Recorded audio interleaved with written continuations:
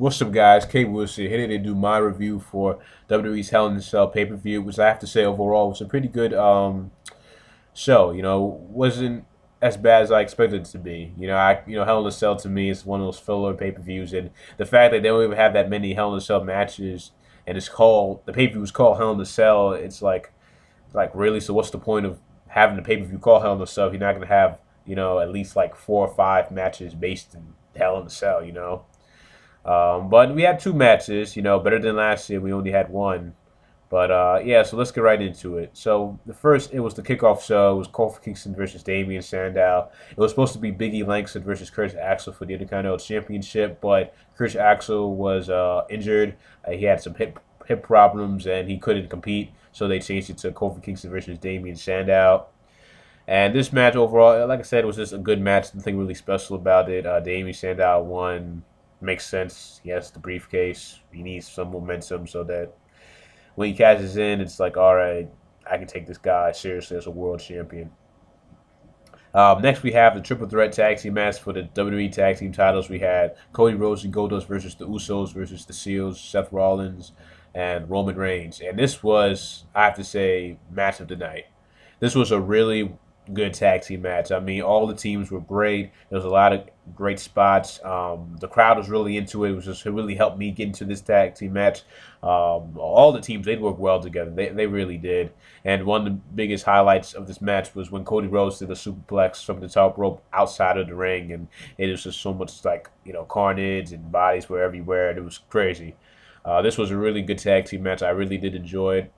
And Cody Rhodes and Goldust retained the tag titles, and it makes sense too because they just won the titles, and it wouldn't make sense for them to lose it. The Usos did a great showing too, and yeah, Seth Rollins and Roman Reigns, they really work well together. I mean, they really do. Like all these tag teams, like this was a great way to start off the pay-per-view, and it just really makes you appreciate tag team wrestling in WWE a lot more again. Because for a while in the past we didn't have many tag teams, but now we have so many different tag teams, and they're able to work together very well to put on memorable matches. So this was an excellent tag team match. I really did like it.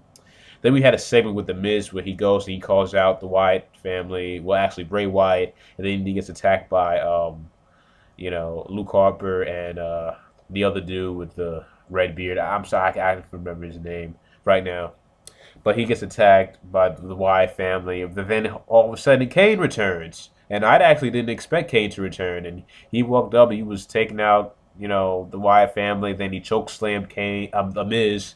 He chokeslammed The Miz. And, like doing what Kane always does, being the monster, taking out everybody. And now we're going to see more of Bray Wyatt and to continue this whole thing. Because I thought they was going to do the whole thing of, like, Bray Wyatt, mind control, have my control over Kane, but I guess not. Kane came back, and yeah, so it was a good return. I was expecting Kane to return, even though people were chanting. I'm like, oh, they're really chanting for Kane, and all of a sudden we see him. So that was a good return. And then we had a mixed tag team match. We had Fandango and Summer Rae versus the Great Khali and Natalya. And I got to say, I got to give props to Natalya and Summer Rae. This was Summer Rae's first match on the pay-per-view, and her first ring match overall from other than the matches we've seen her have on NXT. And let me tell you, Natalya and Summer Rae, they really work well together. Summer Rae, she knows what she's doing in the ring, and it was really more impressive to see them wrestle rather than the Great Khali and Fandango.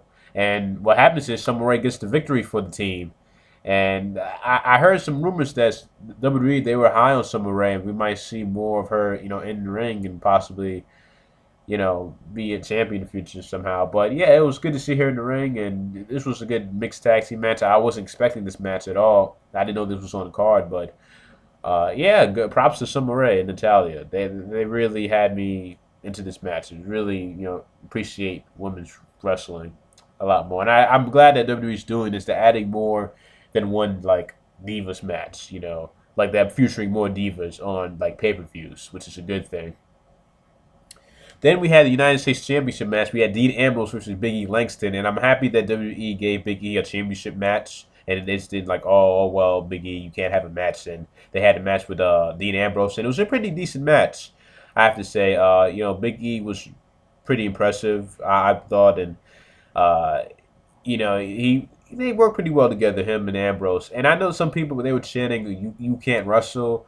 Like I heard it faint in the crowd, and I just hate when I hear that, because most of the guys who say this about big guys is because they're so obsessed with like the Japanese style of wrestling or with the flips and the kicks or like say a style that of a CM Punk or a Daniel Bryan that they won't accept anything else. So when they see someone like Big E, like oh automatically you can't wrestle, but that's not the case.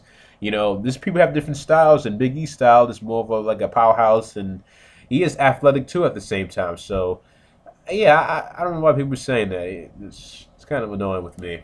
But what happens is Big E Langston won by count out because D Ambrose was like, nah, forget this. But he brought him back in the ring, gave him the big ending, and fans were chanting, the 5-5-5, and I really hope in the future they use the 5 chant for Big E Langston for his character because I really do believe Big E Langston could be a really popular babyface, and a lot of people seem so too. See high on him too. I see other people's on YouTube talking about Big E Langston. I really think he could. It'd be nice to see. Personally for me, you see like a high ride rise to African American star. That's always good to see. You can't rely on Kofi Kingston so much, and R-Truth. He's not really doing anything. You know what I'm saying? So, what I hope Big E makes it. Then we had CM Punk versus Ryback and Paul Heyman inside Hell in a Cell. And to be honest with you guys, I didn't really watch all this match because during this time, The Walking Dead came on, and I was really watching that. But I was still watching here and there, and there was some good spots here and there with this match. Hell in a Cell, we saw tables, kendo sticks, and CM Punk won. He defeated Ryback, and I gotta feel bad for Ryback because his pay-per-view record is just horrible. He barely wins pay-per-view matches. And it's just like, goddamn. But what happens is Paul Heyman, he was on top of the Hell in a Cell throughout the whole match, and then CM Punk climbed up with the kendo stick, beating him, giving the GTS, and he finally got his hands on Paul Heyman. So perhaps this is the end of the storyline. They can move on with something with Punk and do something else. I don't know what they would probably do with Ryback, because I heard Ryback was on bad terms with WWE, but who knows? But now that's over. We can do something different with CM Punk. He got his revenge against Paul Heyman. Good for him. And so I guess that was a decent Hell in a Cell match. Then we had tag team match, Los Matadores versus the Real Americans. Like I said, this was a decent tag team match, and it was good to see Antonio Cesaro using the Cesaro swing. But I think they need to save that more for like maybe pay-per-views because it seems like they keep doing it over and over again. It's kind of losing its, what its meaning. Like it was something unique for Cesaro, but you keep doing it every week, and it's like, all right, I'm kind of getting bored of it now. But yeah, the Los Matadores, they defeated the Real Americans, and the Bull El Torrico, he was moving around. He's pretty impressive too. He's funny. I like him. The fact that he can move around the ring like real cruiserweight is cool to see. Then we have the World Heavyweight Championship match, Alberto Del Rio versus the returning John Cena. And I have to say one thing first, that they really overhyped John Cena's return. I mean, I understand that. I mean, the guy's only been out for 2 months, and they made it seem like he was out for a year with all the video packages and the updates they did with him. And I mean, he was only out for 2 months, and they made it seem like a year, and it was ridiculous. Like, all right, relax, WWE. We get it. John Cena's going to return. We know he had a successful career. You don't need to do all that. But, yeah, and this match... what also was interesting too was that on commentary with the Spanish announce team, Rey Mysterio had joined, and I thought that it was going to do something to Rey Mysterio and Alberto Del Rio, but they didn't do anything at all. Especially with Del Rio, you had the Mexican flag, and I thought maybe Rey was gonna they have like a standoff or something, but that didn't happen. And John Cena made his return. They fought, and Del Rio was more of the offensive, but like I said, it's nothing really that stood out to me, but you gotta give credit to do with John Cena and his strength, man, because I mean the fact that 2 months after that injury and he's already been able to do all the power lifts that he did is pretty impressive. You can't take that away from John Cena. I mean, most people will be out for like a good 8 months, but this guy, he came back in 2 months. He worked hard, and that's something you have to respect with John Cena. and he defeated Del Rio. He became a 14-time world champion, which is, I think, is pretty good because it could help make the world title mean something special because you have a guy like John Cena who holds the belt, and then you can have, up and coming superstars like a Damian Sandow or others go after him, and they'll really, make it not seem like second place. Because before, the world championship used to be, at the same level as the WWE title, if not greater. But over the years, it's just been declining, and it just really feels like you're second place when you have that title, which it shouldn't be at all. It should be even. But like I said, it's the WWE Championship. It's the company belt. What can you expect? But yeah, good showing with John Cena, 14-time world champion. What do you expect? He's gonna break Ric Flair's record, no doubt about it. Then we had the WWE Divas Championship match. We had AJ Lee versus Nikki Bella. Brie Bella, and once again, I keep saying this, but Brie Bella, she really is growing into a real performer. She's really, taking the time to really get better in the ring. But when it comes to AJ Lee, they really have to think about turning her babyface because no matter what diva they put up against her, she's going to get the most reaction from the crowd. And it's kind of sad that the heel is getting all the praise while, Brie Bella, she was trying to get the crowd on her side, but they more into AJ. And AJ Lee retained the title successfully, made Brie Bella tap out to Black Widow.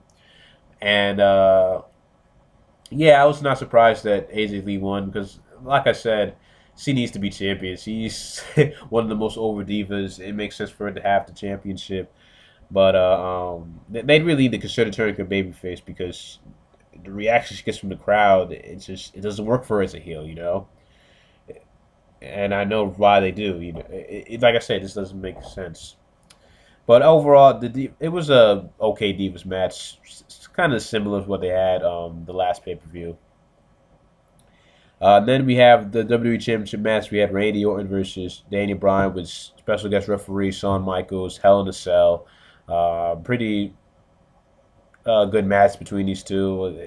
Getting kind of repetitive with these two having matches, but like I said, they still perform well. Shawn Michaels was just showing favoritism, and it was something weird with Daniel Bryan. He was bringing out all these chairs, and I don't know if that's supposed to hint that his next match supposed to have to be like a chairs match because after Survivor Series, it's the TLC. Is it the TLC pay per view? Yeah, it's the TLC pay per view. So maybe it has something to do with chairs. I don't know, a sign or something, but. Yeah, this match was pretty, brutal. Dan Bryan used his steel chairs, and what happened in the end, though, was once again controversy because Triple H entered because Shawn Michaels got knocked out, and he pushed Daniel Bryan, and Daniel Bryan was like, you know what, screw you, I'm going to knock you out with a running knee. And Shawn Michaels was like, oh, no, that's my best friend. He knocks out Daniel Bryan with the Sweet Chin music. 1, 2, 3, Randy Orton wins. And Shawn Michaels was like, oh, man, what have I done? So Randy Orton is now your new WWE champion, which means, people, John Cena is your world heavyweight champion, and Randy Orton is WWE champion. Something I did not expect. I had a feeling it might happen then, but that's what it did. You got John Cena, two top guys have the main titles. It's crazy, isn't it? So weird, but I was actually surprised that the Big Show didn't make an appearance, but more than likely it's going to make an appearance on Raw. But this got to lead to something with Survivor Series now because either Big Show's going to have his team or something because Big Show's going to come back for the next pay-per-view, no doubt about it. And yeah, so overall, like I said, this was a decent pay-per-view. It wasn't anything too bad, and I have to say, match of the night was the WWE Tag Team Title match. I really did enjoy that match. It was really good. I was impressed with Biggie Langston, his showing. I really think he has promise as a babyface, and. Yeah, that's pretty much it. Those are the things that really stood out to me. John Cena, 14-time world champion. And I can't wait to see what they do with him since he is world champion. So thanks for watching this review. Yeah, I know it's audio. I didn't really feel like showing my face. Also, I have allergies. You guys maybe can't tell. And they're annoying, let me tell you. But anyways, thanks for listening to this review. Leave your thoughts down below what you thought about this pay-per-view, what you liked about it, disliked about it, your favorite match, your least favorite match, all that down below in the comment section. And thanks for watching. I'll see you guys later. Peace and have a good night.